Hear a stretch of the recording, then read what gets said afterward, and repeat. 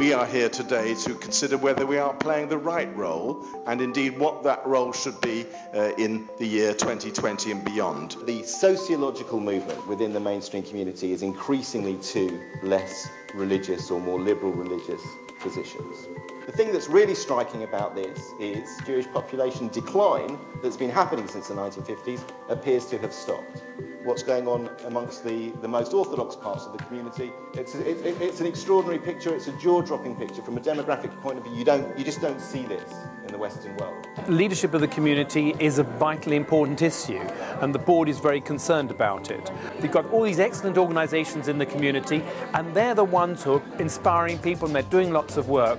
But they often need a catalyst, they need somebody to help them, usually with government, and that's the job of the board to do. Looking only inwards to our own community is not a good recipe for survival.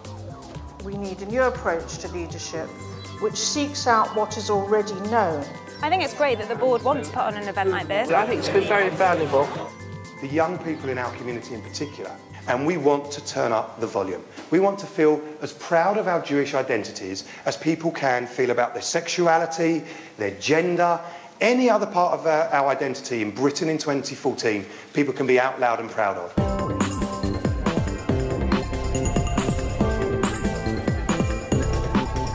If you told me beforehand that more than 100 people would come on a fine spring day for a conference on Jewish leadership, I would have been sort of surprised, but I think it does show the interest in people in the sort of community, the issues that are facing it. The issues and the challenges that we're facing in us as a community are only ones that the rest of society are going to be facing in another 10, 15 years' time.